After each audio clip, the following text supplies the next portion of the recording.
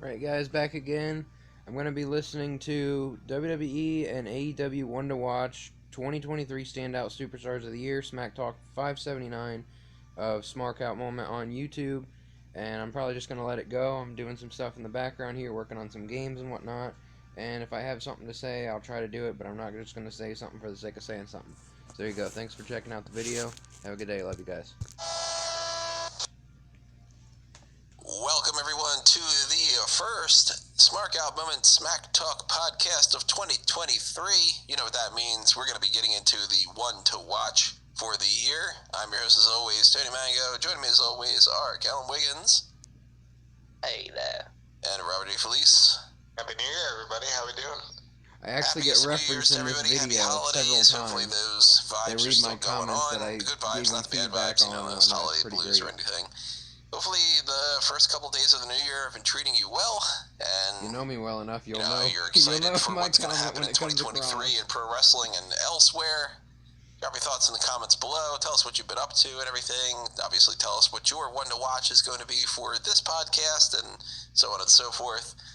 What we're doing here is what we do every year at the beginning of the year. We are trying to look ahead and see which people on the AEW roster and the WWE roster are going to be standout performers this year. They're going to have breakout performances, or they're going to win their first championships, or maybe they're not necessarily the people that'll win the first championships. Maybe they're people that'll become the biggest talking points, and they've already been somebody at the top or something. They're just going to reach a whole new level, or they're going to be the ones that stand out in a way that the entire year revolves around them or something. And, we've got some people to break down in the women's division, the tag team division, the WWE men's singles division, the AEW singles division, all these kind of, back and forth. And then eventually we've got the overall one to watch for AEW, the overall one to watch for WWE. We got a lot of potential people that we can be bringing up here, and we want to know what you have to say about what we pick, as well as what your choices are. So drop your thoughts in the comments section below. Make sure that while you're doing that you click on all the good things that you can click on, like the like button and the share button and the join button and the subscribe button and the thanks button. The join button, by the way, is the same thing as the Patreon. I definitely recommend joining on the channel membership as opposed to just switching over to the Patreon. But either or, you still get access to the Darkcast and everything like that. Still potentially going to change that up around a little bit, but we'll get into that another time. And, we got TeePublic and Redbubble for the merchandise shops, which I tweaked a couple little things recently. I added a couple more generic designs up, like a Raw is War type of design. If anybody's interested in that, I'm trying to add some stuff here and there. So if you have any suggestions, let me know. But those are all great ways to support us and make sure that we are still doing this in 2024 and we can do the one to watch next year. So keep all that in mind as we go along here, and talk about the people that we think are going to be doing some great stuff this year. So without further ado, let's just go ahead and dive right into it so we can start bouncing our lists back and forth. Let's start off with the women's division for, let's say, AEW, because that is one of those divisions that definitely needs some breakout people here and there. And I typically do this, so, I'm kind of following in the footsteps of what I did before, but I've got around like my top 5 and then my overall pick for each one of these categories. I didn't tell these guys that they needed to do that, but it's people in mind that I kind of want to talk about, and they might have the same people. So stop me if this is your pick. These are my top 5 that I'm going for the AEW Women's Division. I think that there's a good chance that Anna Jay might win the TBS Championship later on in the year and just kind of take some more steps forward. I think that Chris Statlander is another one that could be getting a serious push when she comes back, which, as far as I'm aware, she hasn't said when she could be returning, right? No, nothing yet. Just sort of one of those, like, well, we'll see, but I'll be back kind of deals. Right. I do think that Willow Nightingale is going to win a championship this year, although I do think that it's probably going to be the ROH Women's Championship and not necessarily one of the AEW ones, but she could win the TBS title, and for all we know, she could win the AEW Women's World Championship. I've got a 50-50 kind of thing going on as far as I'm playing a little different game this year with some of these lists, where I think that Camille might join AEW's roster. Huh. But I have down Camille / Mercedes Moné because I don't know Camille's contract status. So, if she's able to leave NWA and go to AEW this year, then I think that that's going to happen. But at least we know with Mercedes Moné that she is available, so she might pop up. And of course, if she pops up, she's winning that championship. No fucking chance she's not. But my overall one to watch for the AEW Women's Division is Jade Cargill. I think this is the year that they're going to Goldberg her in the sense of she's going from the mid-card championship to the world championship. She's going to be TBS champion and win the world one at some point this year. Yeah, I think that's a very safe bet. I also agree that at some point this year, Willow will become RH Women's Champion. I think that there's also the growing, roster underneath them. Like Penelope is doing a little bit more. Money's doing a little bit more. They're using Sky Blue a lot, so she could end up having a nice little year. But I think that aside from a debuting Mercedes, it feels like the main story this year will be, okay, how do we get that world title on Jade Cargill? So Cargill's your one to watch as well? Yeah. Cam, you gonna make it a threefer? No, that's way too safe. You know I don't play those silly childish. He's already stated that he won't. She's 47.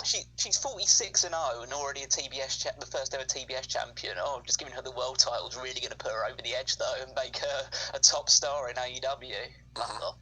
It's kind of fair. One to watch is Julia Hart from the women's division of AEW. She is great. I watch her on Dark every single week. She's the most interesting person to watch on Dark and Dark Elevation.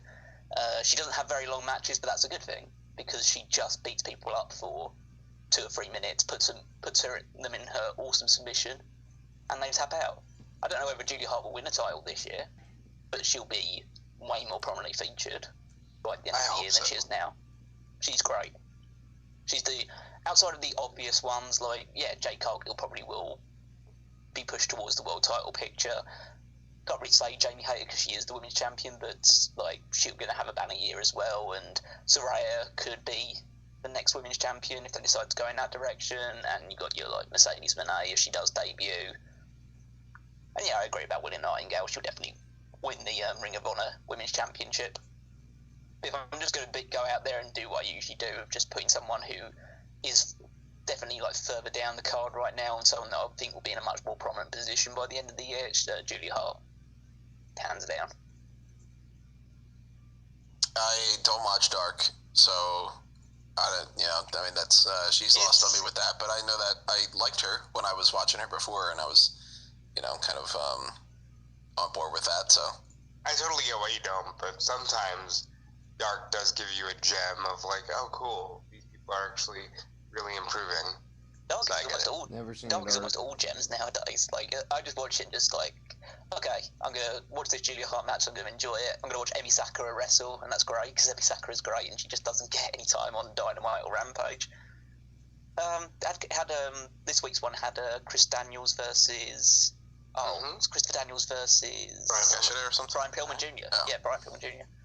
And, so they're actually getting some decent matches on here, and you've got the Workhorse Men versus Top Flight. They actually put some good stuff together. It's very, very little of the outside of things that involve Marina Shafir is actually bad on AEW Dark these days.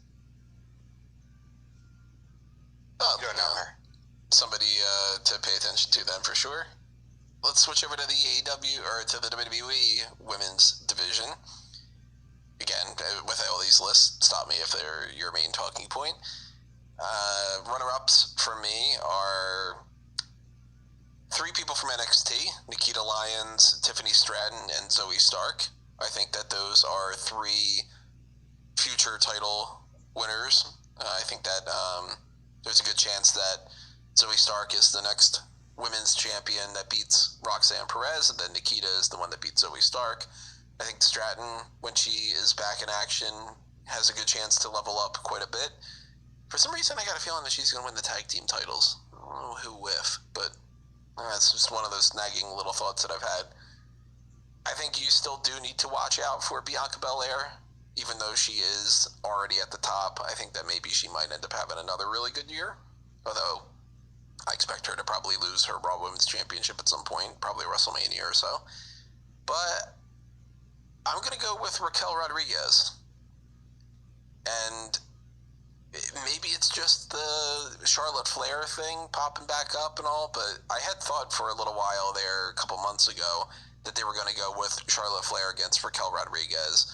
Then it seemed like that wasn't going to be the case because they put the belt back on Ronda Rousey and everything, and now that Charlotte Flair won the championship for Ronda Rousey, I'm wondering if maybe there is something to that. So part of me thinks Raquel's going to end up beating somebody for that Raw or SmackDown Women's Championship this year. So I'm going to go with Raquel. I think that this is not my one to watch, but I think that we might be seeing the last full year of Charlotte Flair's career. There's something about the way that the last few years have played out for her, and I think maybe it's also the jitters of, well, you know, Sasha's gone, and I'm really looking at Charlotte Flair as, like, one to enjoy while she's still here, you know?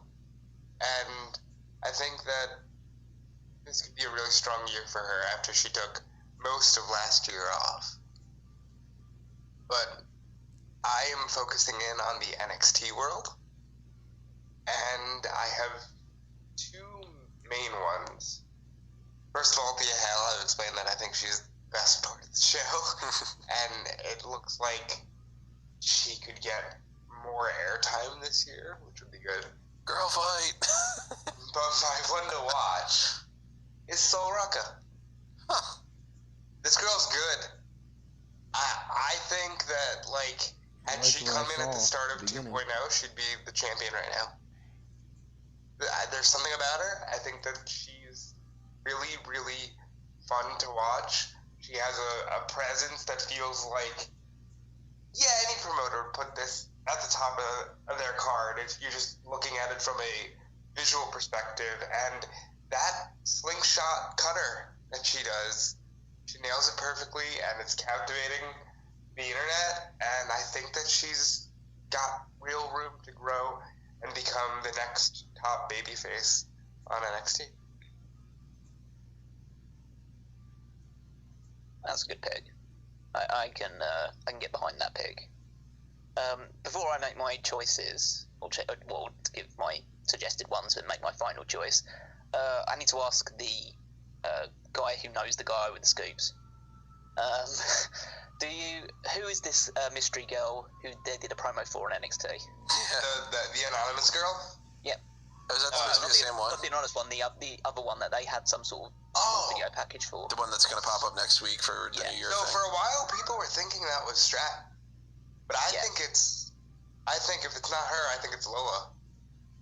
Yeah, I thought it was Lola Vice as well. Yeah, I think it might be Lola Vice.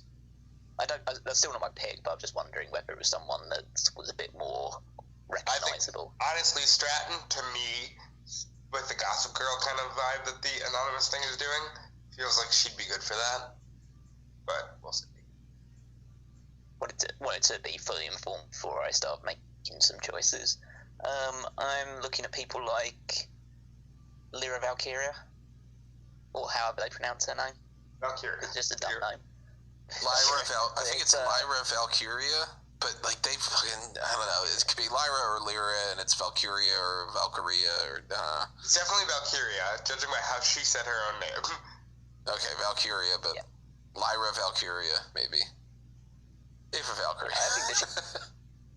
I think she's a good wrestler, so there's every chance. Like, being a good wrestler in the NXT Women's Division is a mean feat. So I think that actually pushing her up towards a higher level is definitely possible. I could see both JC Jane and Gigi Dolan moving on to the main roster as Toxic Attraction, as the tag team act. So, and if they do that, there's a good chance they'll win the tag team titles. I don't know whether that's like worthy enough, because they'll pretty much put those titles in anybody. So that's. I want to see if they actually are going to do anything with Blair Davenport, because B Priestley is great, and they're not doing anything with her at the moment. So I don't know whether there's any kind of restrictions in. I got a feeling that something's going on with NXT UK where, like, Dragunov and Tyler Bate, and we still haven't seen Noam Dar, and then Davenport, and Gallus has been gone for a while. I got a feeling it might be, like, visa issues or something, because all those people from NXT UK, outside of the ones that have been there quite a bit longer, like Alba Fire and all, they're all just, like, they came in and then they disappeared. Even Valkyria, like, she popped up for 1 week and then that was it. So Isla Dawn's really the only one that isn't in that situation.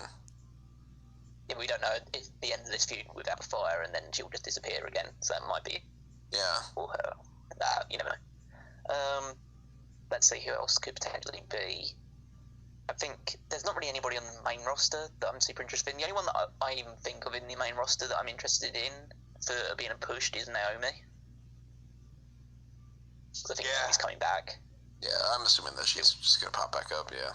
You know what? Yeah, so she can run the she might get pushed. pushed. Yeah, it can be in the bloodline.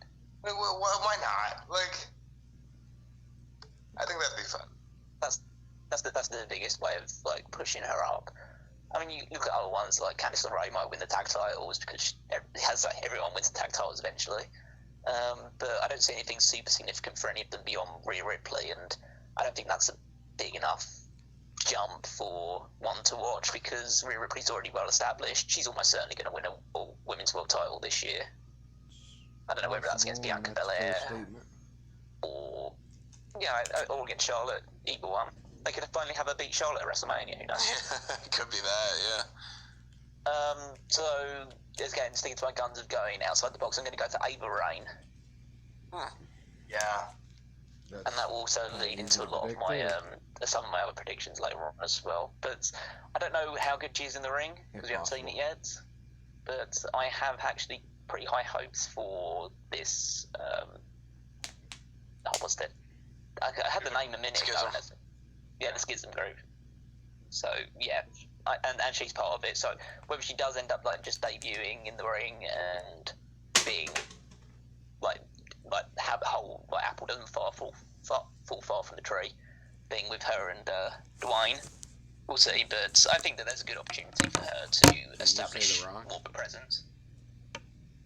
She's going to come out, and the hierarchy of power in the NXT Women's Division will change forever for a couple months. Let's switch over to the tag team divisions. This one, of course, like the other ones, we're doing AEW and WWE. So on the AEW side of things, I mean, this isn't the strongest one for me. I've just kind of tossed a couple ones in there for honorable mentions. And I'm not feeling any of them, to be perfectly honest. But the ones that I had written down were 2.0. It could potentially break out even more so this year. Maybe this is the year that Best Friends wins tag team titles, or the trios titles. The Kingdom is a group that you could be watching out for a little bit. If they can get their shit together, Andrade's La Facción Ingobernable, maybe, but they still haven't fucking figured that out, because it's still like people just randomly tagging up with the people that were part of the Andrade Hardy family office and all. Like, it seems like they're still just kind of, I don't know, you're all kind of lumped together. So I'm going with the House of Black, because I think that they will win the trios titles this year. but I think that this is like the absolute weakest out of every one of these different sections for me. I'm not feeling anything strong whatsoever in the tag team division in AEW. It was just weird because typically that's one of their strengths. I think there's a lot to potentially watch out for because Pillman and Brock Anderson just formed a team officially, and I hope that they do something with them. I think they deserve it. Private Party is overdue for gold. I hope they get it in either AEW or Ring of Honor. Top Flight is overdue. But this is a dark pick. I'm gonna go out here and say AEW Dark.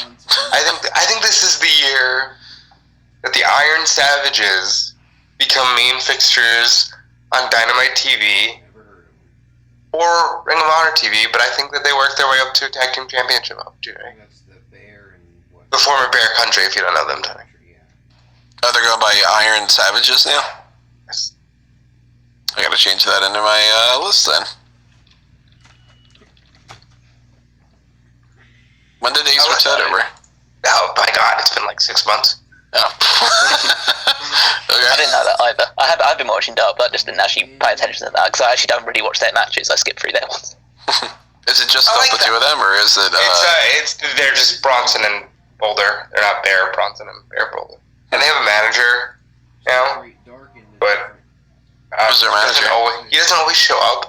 I think his name is like JT Davidson or something. He doesn't always show up, but I would really like to see them make it because they were around. Remember, weren't they in like that Godzilla King Kong match with the Jurassic Express? Yeah. They've been around for a while, and I'd like to see them get some big notoriety. I will say this: here's my long shot pick. I think the Kingdom will be in a major feud by the time we're doing this podcast in 2 weeks. I think. Yeah. Go ahead. I was going to say Kingdom is a big pick for me, just because Adam Cole will eventually come back in some fashion. Yep, and he does have Bobby and Kyle, so yeah, and so the Kingdom will get pushed. So that's the main reason they probably signed the Kingdom to be that trios team to be taken on the Elite instead. House of Black is a very good shout as well, but I really like the act. I've already sung the praises of Julia Hart for the women's choice, so it makes sense to choose the entire group as eventual trios and maybe even just straight up tag team champions as well. Definitely won't be FTR for multitude of reasons. Guns are fine. As I say, I think that most of the younger teams like your Top Flights and Private Party, if they're going to rise up the tag team ranks, it's going to be for Ring of Honor. It's not going to be on the main roster. I think I have some semblance to hope for the Top Flight because I think they are pushed more consistently, especially Dante. So I think there's a good chance for that. I'm thinking maybe see what the potential is for Mogul affiliates before really hitching my wagon to it. If I was being really out there, I would suggest Jack Perry and Hook. Ah yes, the Jungle Hook. The Jungle Hook's such a good I like it. Because I think that I don't think that either of them can win major singles gold this year on their own. The highest they could probably win is the TNT Championship. But so neither of them is going to win the world title this year. And I think that at least in the interim period, like maybe the first 6 months of the year, they could be a really good tag team. And because I think they're both super over. And I think that actually, especially with Jungle Boy being a good Hulk tag guy and Hook being somewhat inexperienced, it might be more sensible to put them in a tag team for the time being. Sounds like a good plan to me.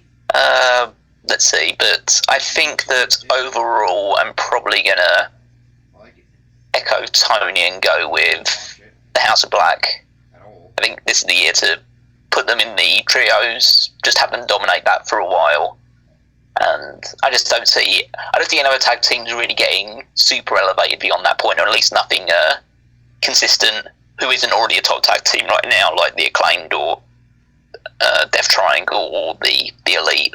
So yeah, I'll go with House of Black. Yeah, like when you look at something like the Acclaimed, they hit their peak last year.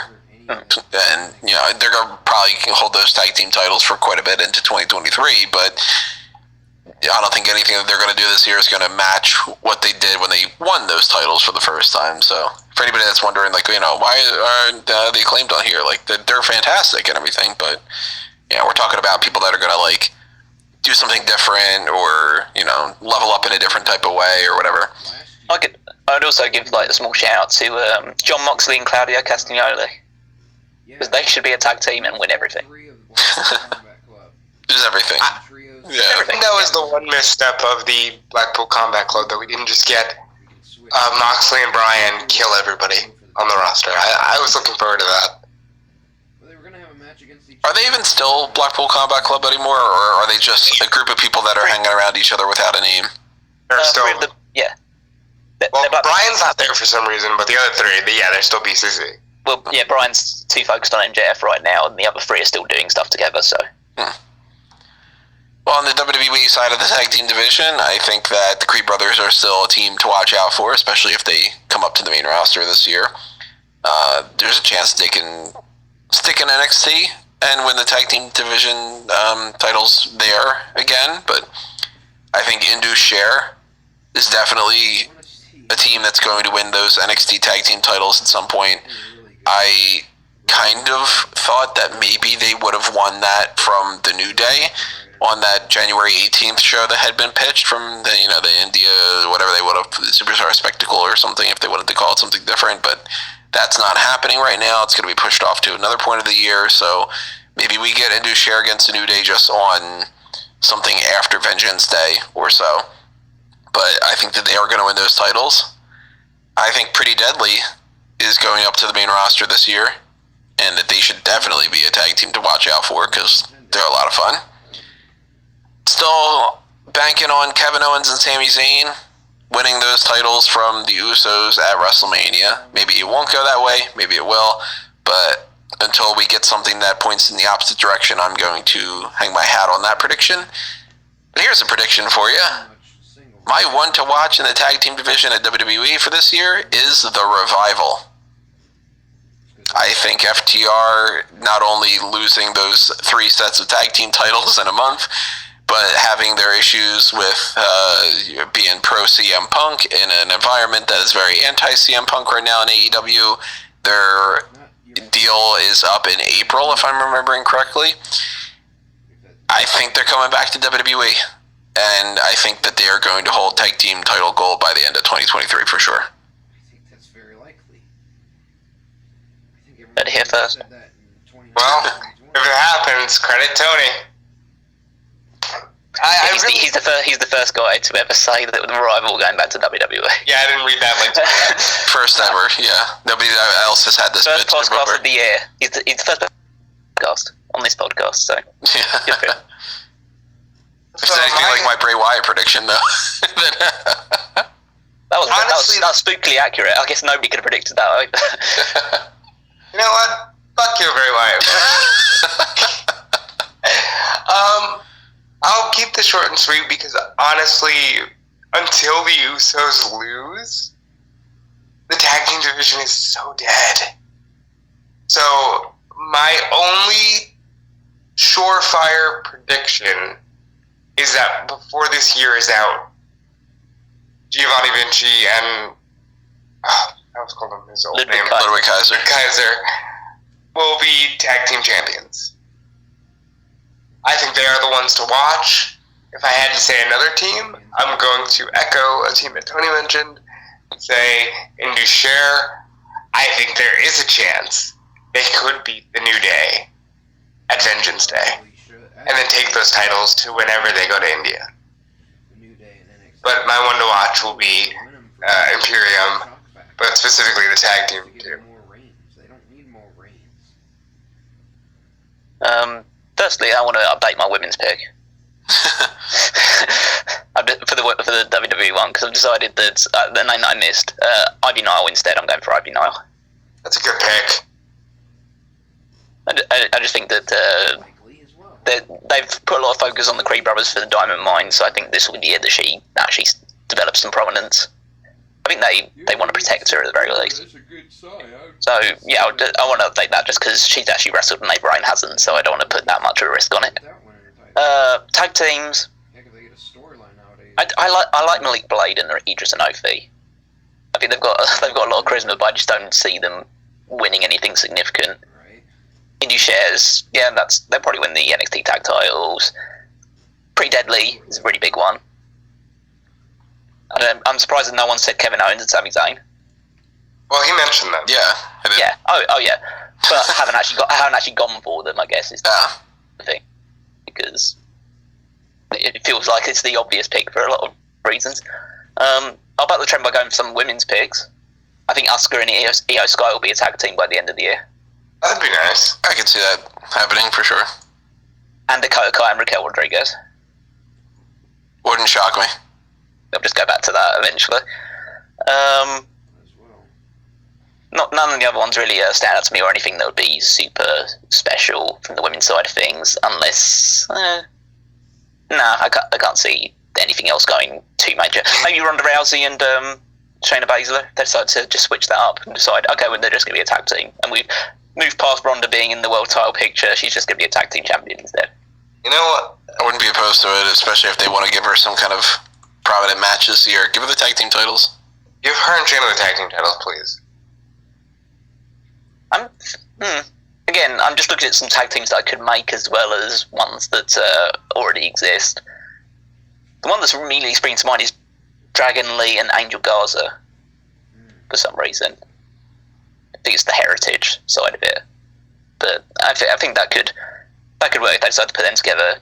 I might talk about Dragon Lee a little bit more in the men's one. I'm probably going to go with the Schism is probably second, because I think they will win the tag titles, and I think I'd like it if they freebirded the tag titles as well. That should happen more often. I don't know why they step aside from that.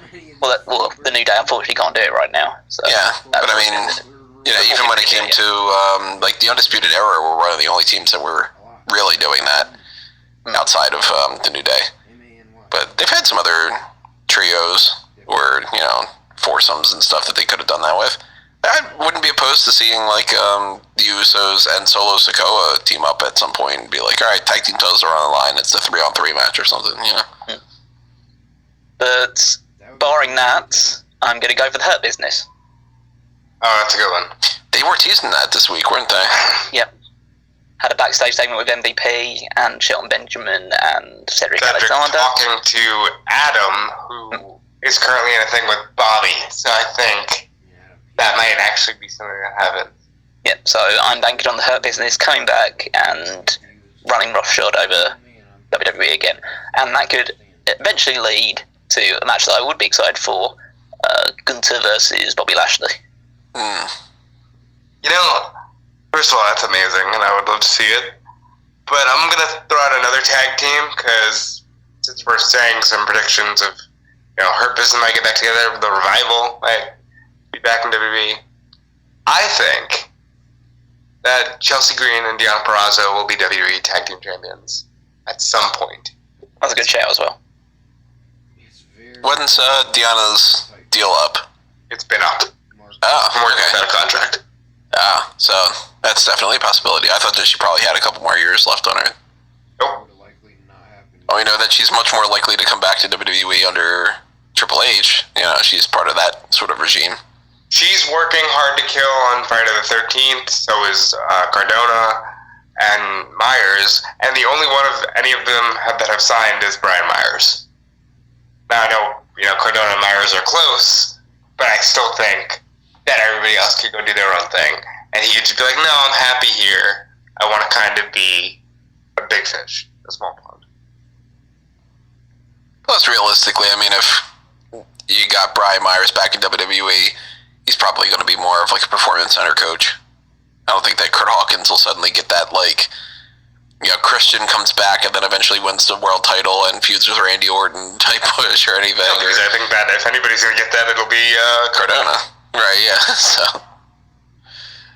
I like these picks that are not even on the roster. I think that's fun this year. I don't know if we've ever done that before, but It's a new landscape. It's a wrestling war now. Yeah. We can actually have people going from one side to the other. We haven't even mentioned, FTR is a big one that could potentially go back to WWE and form the revival. We haven't mentioned anybody else that could potentially move from one side to the other. There's some AEW contracts up this year, and I presume there'll be some WWE ones up as well that will go towards AEW. There's a big one in particular that I might be thinking about. Who's that? Is that on your list? No, because it was a women's one. Because that's what I didn't say because I thought it was a bit too out there. But I think Bayley will leave WWE when her contract's up. Very likely. She was Possibility. She was at the New Japan show. She was there last night. Yeah. Oh, she was. Yeah. Oh. And they took a picture backstage of the Mercedes Moné and FTR and Bayley backstage. I think that she'll want to join whatever Sasha's doing at some point. That doesn't necessarily mean she'll go to AEW, but it means that I don't think she'll be in WWE beyond her current contract. Do we know when her contract is over? No clue. No. Well,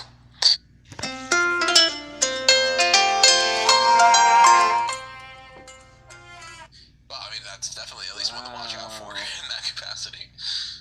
You know what? And while we're here, Dana Brooke's still not doing much on the roster. Emma's back.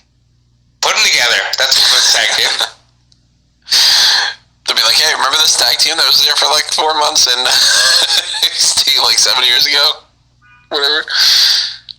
Let's go to the AEW and WWE men's divisions. On the AEW side of things, my runners up are Daniel Garcia. Still think that they might come back around to the push that should have happened in 2022 that they decided to stumble on and then fucking lose all their steam for. Wondering if they're realizing that yet or if they are still going to take a little bit more time. But man, they missed that opportunity with that Jericho feud. I think they'll come back around though. I think that Dante Martin is still somebody to watch out for, that they consistently push, and he has wrestled more matches than even Jungle Boy. So they are definitely hitching their wagon to Dante Martin in a lot of ways. I think that he might be like a dark horse pick to win the TNT Championship this year.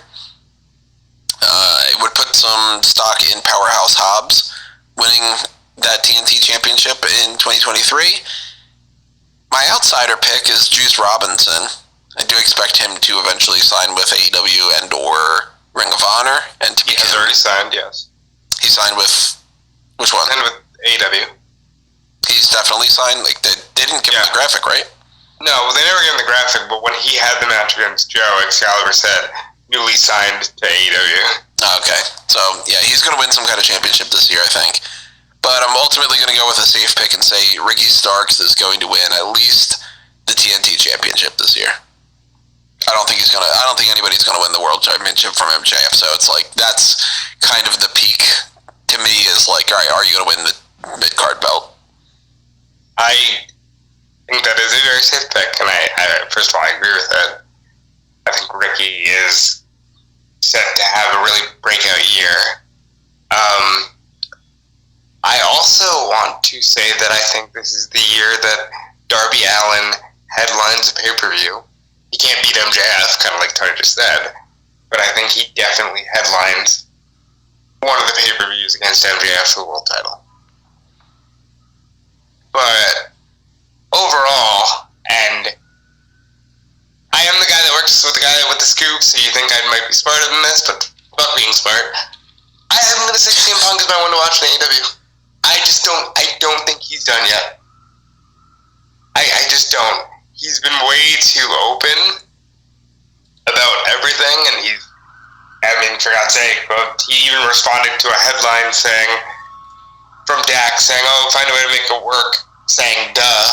So clearly he's at least open to the idea of making it work. I think it falls in the camp of AEW and whether or not Tony wants to work with him, because I know there's also the reports that like Jericho and other people said, we will make sure that he's never back, but I think CM Punk's in AEW by All Out season. That's my one to watch for AEW this year. If I'm wrong, so what? Yeah, we don't get any money on this. Yeah. Well, that's where you're wrong, because all the Patreon donations... No, I'm just kidding. Like, you'd share the money. No, I'm joking. You've already mentioned most of the people that I think are the standout ones. You've got Powerhouse Hobbs is a really big choice, and so is Ricky Starks. They're both... I mean, Ricky Starks is solo, but I would ideally want Ricky Starks to be the guy to beat MJF. I think he's that good that you should build it around him being closely tied to MJF, but not facing him until... I'd do it Winter is Coming 2023. 1 year exactly after. You have him be the last person to challenge MJF and beat him for the title. It does be a nice little rounded story. But some more outsider picks. Bandito. I think Bandito should be either All Atlantic or a Ring of Honor World Champion this year. Speaking of All Atlantic Champion, Konosuke Takeshita. Yeah, he was somebody that I... win gold this year. I almost put him on my list, yeah. He needs to win a title this year. He's too over to not win a title. I think Keith Lee could be main eventer now that he's separated from Swerve, but also Swerve could also be a top main event guy. I think Swerve could definitely be a TNT champion by the end of the year. I think, even though I'm not so much in favour of the cronies that he's got, he's the star of that group, so I think that there's a good chance he'll be pushed up. It really depends on what they decide to do with the Dark Order, but I really want John Silver to do something. So, whether it is with Dark Order or on his own, I would like to see. I don't know if he could win something, but I'd be all in favour for it. He'd be a cool choice to just be like, look, we're doing an outsider thing here a little bit, but to give him like the All-Atlantic Championship. I'm trying to think if there's anybody that I'm aware of that may go to AEW this year, but nothing's immediately springing to mind in terms of someone moving over. The one that I had in my head is, and this is a really outside thing, but Ospreay. I don't know when his contract's up. I think I've said that he signed a contract. He signed like a 5-year contract nearly 5 years ago. No, it's coming. Yeah, it's coming. He's already said he has offers. Yeah. Places. That'd be cool. Yeah, so I think, and also if they have already a pre-built relationship with New Japan, then it doesn't really affect him too much if he decides that he wants to try out America for a while, and I think AEW would be the destination for him. Yeah, the likelihood that he's got this New Japan AEW Forbidden Door type connection, and then he's just like, yeah, I'm going to pop up in WWE is very, very unlikely. I don't think people should overlook Wardlow either as a guy that could potentially beat MJF because of the inbuilt history there as well. I can see it. I think that that's more of a 2024 thing. It could be. Yeah. The Wardlow of 2024. Rather than the War. Yeah, the betting Wardlow of 2024. Yeah. I think that's part of the reason why they cut his hair. I think it's all part of, like, getting him more main event ready. If it was my heart more than my head, I would say Kyle O'Reilly. But that's very much in the mindset of he's going to be back at some point. I don't know whether that's going to happen. So, side note, that's why I did not pick Adam Cole, because I'm not. Until I see him, I'm not going to hype myself up too much. Mm-hmm. No, that's probably fair. I think out of the choices that I've named so far, just to be, even though I'm very much on the Ricky Starks train, just to be different and actually name this person as the one to watch, I think he deserves it, is Powerhouse Hobbs. I think there must be something to this Book of Hobbs stuff they're doing. I agree. So my one was Ricky Starks. Rob's was CM Punk, and then Callum's is Powerhouse Hobbs. Mm-hmm. On the WWE side of things, I think that these are all fucking safe picks. So look, if you're expecting something super crazy to me, it's only 1 out of the 5. But Braun Breaker, Carmelo Hayes, yeah, of course. I do think that Gunther is going to have a very good year this year. So he is on my list instead of just going with Grayson Waller and making that a trifecta of those 3. My main pick is the fucking safe pick. It's Cody Rhodes.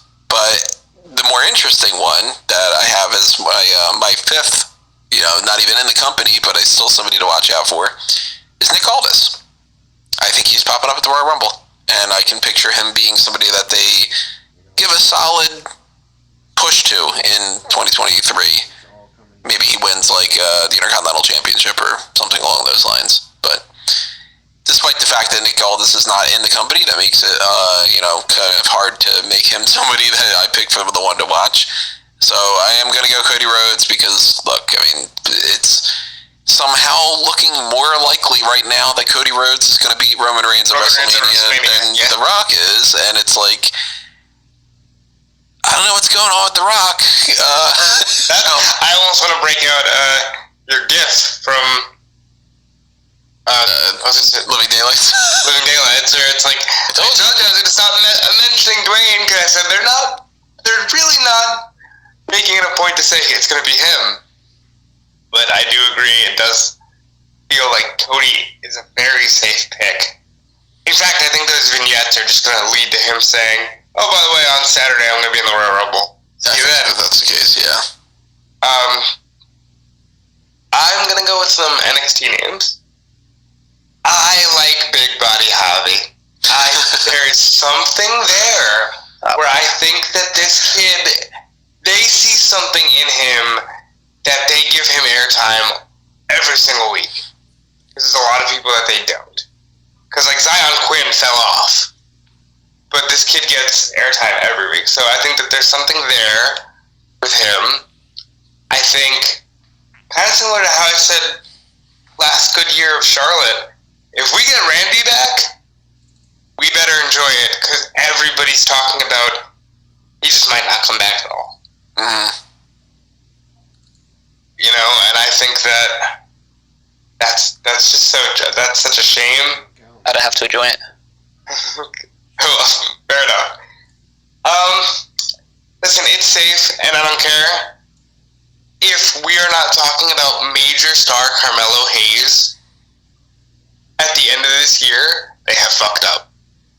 If this kid has not become either the long-reigning NXT champion or straight-up Intercontinental for the United States by the end of this year, they have fucked up. Carmelo Hayes is the main male superstar to watch this year. Okay, let's go down a little bit of a list. Sami Zayn is going to main event the pay-per-view this year. I'm assuming. Yeah, Montreal against Roman. I don't know whether that's enough, but he had a great last year. I guess he can't really be one to watch when he was Superstar of the Year for you two last year. So I'll pass that one, but I thought it's at least worth mentioning Sami Zayn. Dragon Lee.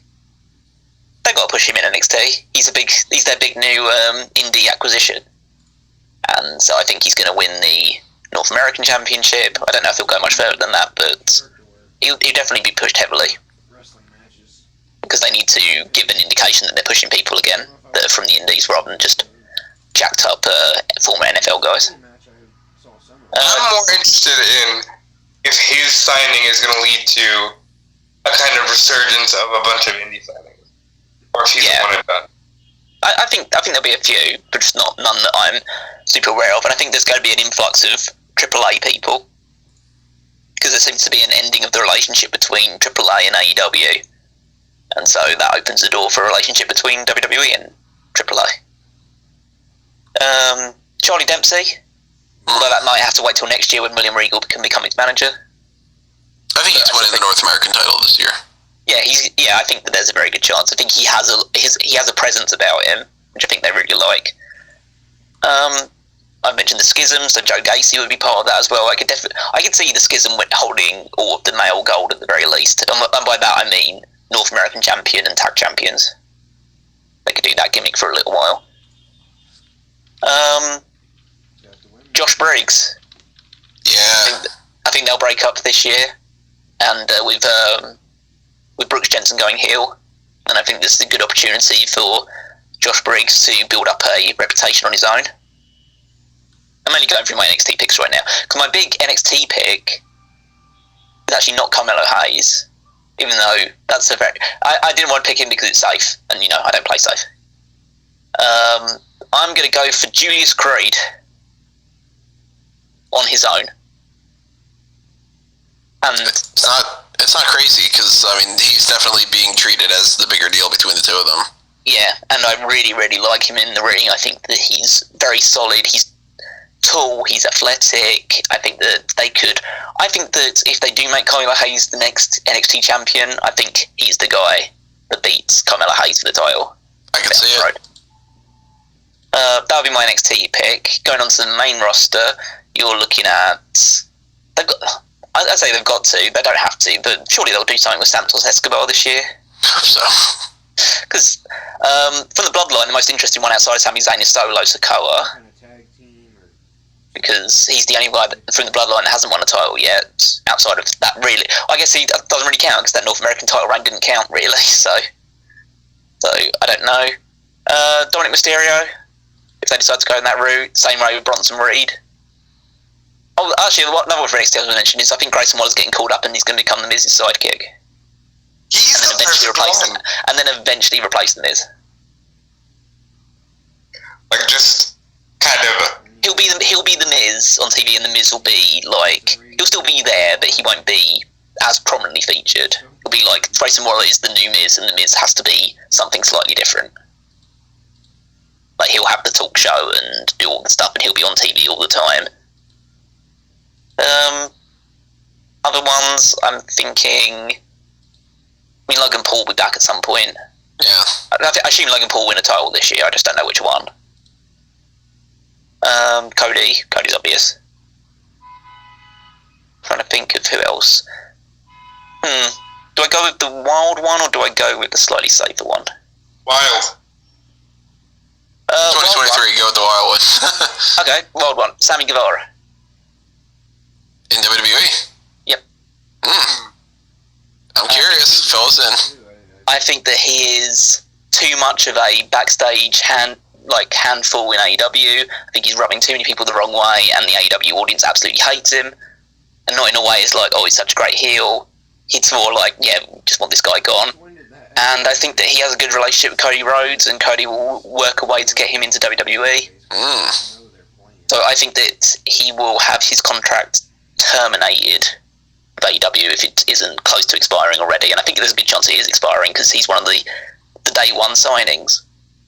And most people that signed were probably on 3-year deals, so I think there's a good 3 or 4 year deal. So I think there's a good chance this contract is up this year, and he'll probably move on. And I imagine Ty will follow him out the door eventually, but I haven't put her on the women's side just yet. But that would be my massive outsider one if I was just going to go crazy. On the flip side of things, trying to think of which one, because I'm trying to think it's probably one of the ones that I've already said, and I'm trying to think which one I want to go with. I think, screw it, I'll go with Julius Creed. I think he's going to be a big deal in the future, and I don't know. I think that they're still going to probably win the tag titles as well. But I think he'll establish himself as the guy from Diamond Mine, but be a guy who both wrestles as a tag team with Brutus, but then also elevates himself up into singles competition and winning singles titles. So yeah, I'll go with him. Can they run a vignette where Roddy is out of the hospital? No, he's still supposed to be in the hospital right now, which is fucking ridiculous. Yeah. Poor Roddy. He's one to watch to just disappear, if anything. Yeah, maybe he should be an AEW one to watch. Maybe, yeah. He could replace Bobby Fish and be Kyle O'Reilly's tag partner instead. Then you have a different version of arguably in many people's eyes, the better version of the Undisputed Era in AEW. Yeah, if Kyle comes back. I think it's surprising that no one said scripts. He's already getting replaced with this NXT Anonymous thing. We'll talk about that in the hot tags. No, that's for the they're the one to watch for WWE. QR codes. Yeah, it seems like it. Jesus. Again, that's going to be a hot tag that we're going to talk about. Why do they keep doing this over and over? Just because the Bray Wyatt thing worked? No, they did it before Wyatt. They're doing it because it's engagement. Oh yeah, it was Zoe Stark. Yeah, that's right. But That's the main things to watch. Ones to watch in WWE. It's QR codes and whatever's going on in the background behind the person being interviewed. In a sense. So overall, AEW and overall WWE, I'm playing it safe. I'm going Jade Cargill and Cody Rhodes. Overall ones to watch. I'm going to go with... Also, just for... I suppose that means I'm going to have to remember who my ones to watch picks were, because I was not writing them down. I'm going for AEW one. I'm going to go Julia Hart, just because I'm most intrigued by what she can do. It's probably a toss-up between her and Powerhouse Hobbs, just because I think Powerhouse Hobbs is more likely to win a title, but I'm more intrigued by what Julia Hart will do. And then WWE, I will go with... I'm going to go with Julius Creed. Julia and Julius. Yeah, Julia and Julius, yeah. I'll say for WWE, my overall will be Carmelo Hayes, because I think this is the year he should just have something really good happen to him. And for AEW, yeah, I guess I'll play it safe and say Jade. But I'll say my overall, because people don't know if this person's coming back to AEW and he might just go to WWE, because new era, my overall in wrestling is still CM Punk, because I just don't think he's done.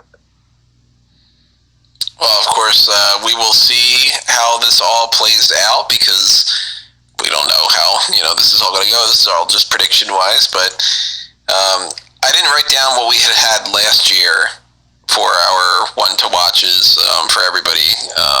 My pick, at least, for last year, I had gone with Thunder Rosa in the women's division. Worked out okay for the first part. I had gone with Creed Brothers and Adam Cole, Bobby Fish, and Kyle O'Reilly in tag team side of things. I went with Adam Cole and Matt Riddle on the men's singles divisions and all. My overall one to watch. Fires. That's your one to watch. What was that? You just like watching dumpster fires. Well, my overall one to watch for 2022 was Adam Cole. And, we saw how that worked out. So I have a track record of not having a great track record of this. You picked Daniel Bryan one year, didn't you? He got injured for the rest of the year, so you basically just did that for Adam Cole instead. Yeah, so I hope I'm not doing that with Cody and Cargill. Because Cody had his fucking major injury last year, so, don't bite me in the ass again. As if it's a bigger issue for me than Cody. Don't bite me in the ass by getting injured, It happens again, it's just the mango curse. Yeah, then I gotta stop doing that and start having the one to watch be somebody that I'm okay with spending the year off or something. But I'm crossing my fingers that this is a good one this year, and we want to know what you guys have to say with your ideas, so drop your thoughts in the comments below. Who is your one to watch for these different divisions and overall for 2023? When it comes down to the end of the year, we'll look back and see if we got any of these things right or wrong. If you want to check to see what we thought about the end of 2022 with the awards shows that we had done, that was the last... Well, it wasn't really the last thing. The last thing we did was the combo hot tags and end of the year recap, but, the last gimmick thing before that was the end of the year awards, so go back and check that out if you did not already. And when it comes to things that are coming up next in the Smack Talk world and Smarkoutmoment and everything, we've got another episode of the Hot Tags coming up on Friday afternoon, and we're going to start rolling into Royal Rumble discussion starting next week, which could be any number of different things. One of the things that we're tossing around is to do a mock draft where we will pick 20 people and then randomly draft 30 people, and then we have to do something based off of, this is your 50 people that you're working with, so you've got 20 that you can use on, or you have to pick out of that 50. You can rearrange based off of the randomizer or what you ended up doing. Maybe you do your 30-man Royal Rumble, and then the rest of them are the leftovers that you can figure out, like who's the world champion and all that the Royal Rumble winner will face. kind of tweaking a little bit of this idea, starting to figure it out, but I think that might be something that we do either next week or the week after. We got the announce table for the Royal Rumble. I don't know which Royal Rumble we're going to watch yet, but if you have any suggestions, drop them in the comments below. I know 2004 was suggested before. I usually like to do things based off of like a 10, 20 type of year range, but we might have done 2003 before, and I honestly don't remember what 2013 was. Was that the Sheamus year? It's not the Sheamus year. It's the John Cena year, and he eliminates Ryback. Second John Cena. It's the Ziggler starts it out and gets all the way to the end, except he can't actually win. Yeah, the one that Ryback should have won, and then and then she'll shock the Big Show. Yeah. Maybe we don't watch the 2013. We've already done 1993, so I mean, we might not necessarily do it based off of the 2023. Have we done a look back on the one that Roman wins and everybody goes crazy? 2015? Yeah. I don't think so. But maybe a fun one. Maybe with that one. As always, drop your thoughts in the comments below, and we'll take those thoughts into consideration. It's also the 30th year anniversary of Raw next week, right? They haven't said anything about it. It's kind of weird. Great. But maybe it's not next week. Maybe it's the week after. I have it written down as... Well, it's January 93, so it's definitely this month. Let's double check. Monday Night Raw debut was January 11th. So... Yeah, but they're doing it on January 23rd. That's so weird. And then they're doing NXT New Year's Evil the week after. They should have done it, so they're all over the place. But maybe we do something based off of that. I haven't thought of a damn thing to try to wrestle with the past or Monday Night Raw. Why would we talk about that? Raw match, like top rope list, Raw matches and moments. I would never be able to fucking make a list of that. Well, it would only be based on your memory of Raw. Like, just couldn't do all of them. Yeah. So I don't know. We had some ideas, but before you know it, we're gonna end up being at the end of the month, and then we're gonna be doing all the Royal Rumble stuff, which is my favorite time of the year. And we'll be getting into maybe bringing back the Royal Rumble predictions contest. Not that was fun that we used to do that in the past, and we haven't done anything with that in a while. So maybe we try to guess the 30 entrants again or something. I don't know. I want to have more fun this year. So trying to figure out some ideas of ways that we can bring back old concepts or rearrange things, or just kind of not have sirens blaring when I'm talking. Maybe that would be fun to have this year.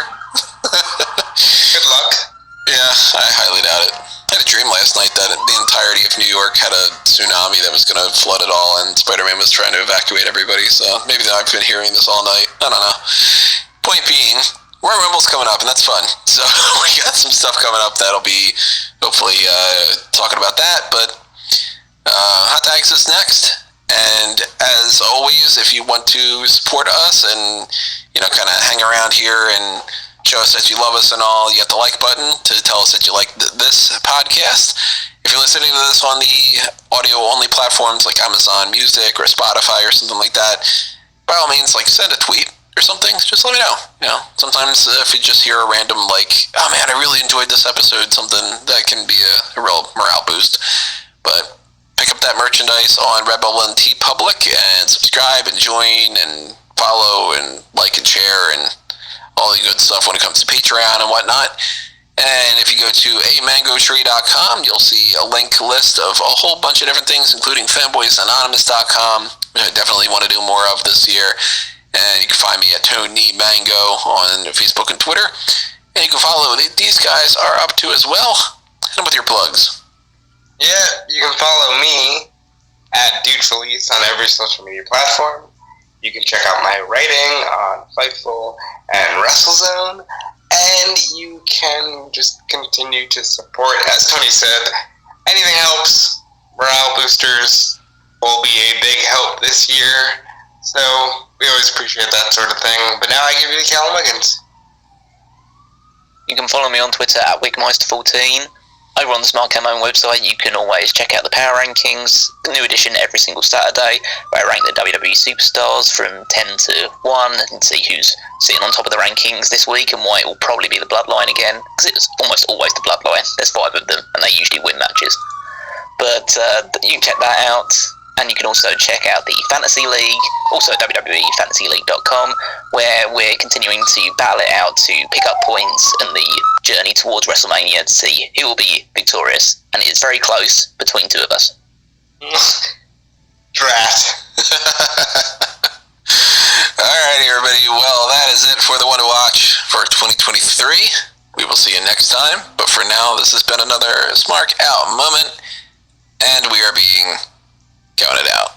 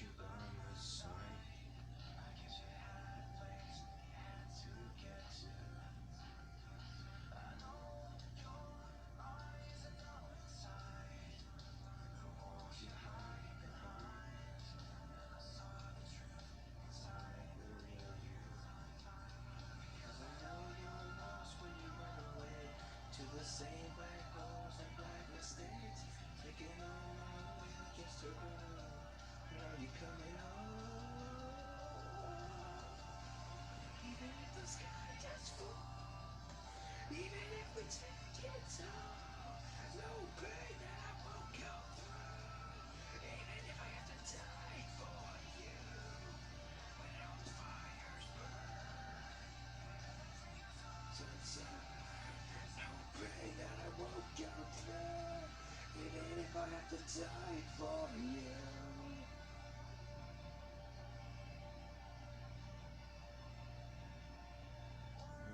Take with an open wide, follow you inside.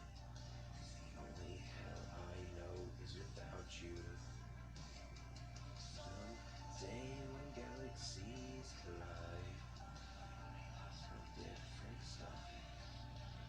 And my rocket ship to find you. Because I know you're lost when you run away to the same black holes that made mistake.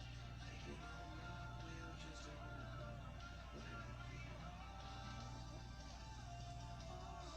Even if the sky was full, even if we take it all, no pain that I won't go through. Even if I have to die for you.